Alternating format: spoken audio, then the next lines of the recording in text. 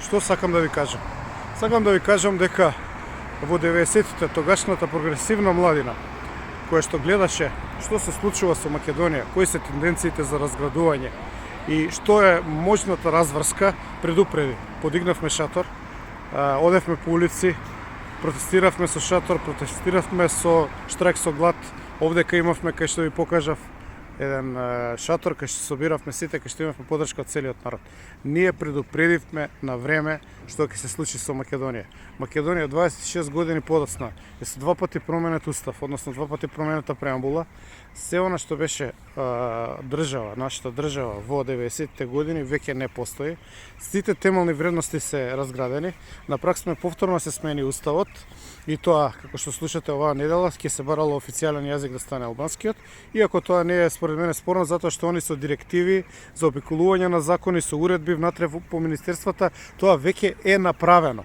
Значи се она што го зборевме во 97 година, зашто се боревме како студенти, зашто бевме од известен геровски прогласувани и за фашисти, во меѓувреме се оствари. За жал, Македонија веќе не постои таква како што беше. Се разбира и веќе не се вика Македонија, туку се вика според уставот Северна Македонија, документите се менуваат, караванот си врви, кучињата си лаат, а Македонското собрание си работи по своја, дневниците си течат, пратениците си имаат имунитет.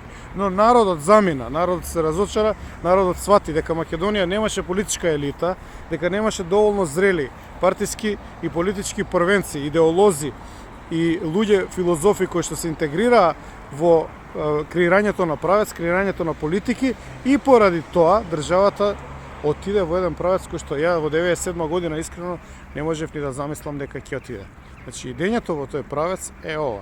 Ние имаме споменици кои што не се осветлени, имаме собрание кое што е цело исфлекано од боите на шарените, имаме тотален распад на системот, имаме толкување на уставите, на уставот и на законите кој како сака, според своји потреби, имаме тотално дивење на албанските представници во администрацијата, имаме играње фудбал, кошарка и не знам, веројатно и хокеј во кабинетите на државната администрација кои што се приватизирани како лични.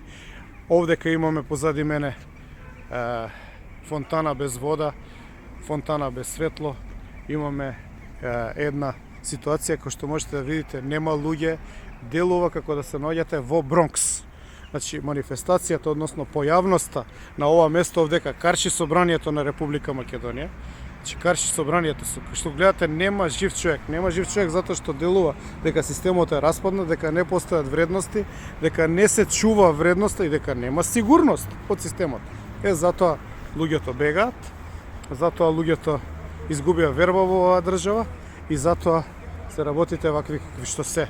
Океј, сакав да ви илустрирам уште една локација од центарот на Скопје каде што све се распаѓа и истото тоа сакав да ви го покажам во мојата пета емисија Cyber Команда. Се гледаме во сабота, односно се гледаме во Cyber Команда, а подоцна овие видеа ќе бидат објавени кај мене на профил. Значи гледате Cyber Команда, следете ме на мојот профил на Facebook, ќе го истражиме секој најмало дупче каде што има ерозија на системот, ќе ви покажам како државата се распаѓа и ништо не функционира. За жал, овдека уште само едно подсетување, овдека во јануари 2018 има видео кој што можете да го најдете на мојот Facebook профил, каде што од тука известував дека усвоија закон за албанскиот јазик и дека почнува распадот на системот. 5 години подоцна сами се сведоци дека тоа што го коментиравме, што се обидувавме да го спречиме кога бевме нарекувани фашисти, екстремисти и така натаму од луѓе кои што и ден денеска се мувлата на системот, луѓе кои што и ден денеска се упикани по партиите или им служат за ситни пари и креираат наративи и дезинформации. Од тие луѓе бевме нарекувани ние како фашисти. Правите фашисти, оние што сакаат да исчистат државата, што правеа етнички чистења, што правеа конфронтации, беа покривани, а честната и авангардната македонска младина во тоа време, можам слободно да кажам, не мислејќи на мене, мислејќи на целата генерација, беше денунцирана и беше принудена да биде неактивна, односно се повлече да го остави патот на неквалитетот. Еве неквалитетот зашто доведе. Се гледаме во Cyber Команда.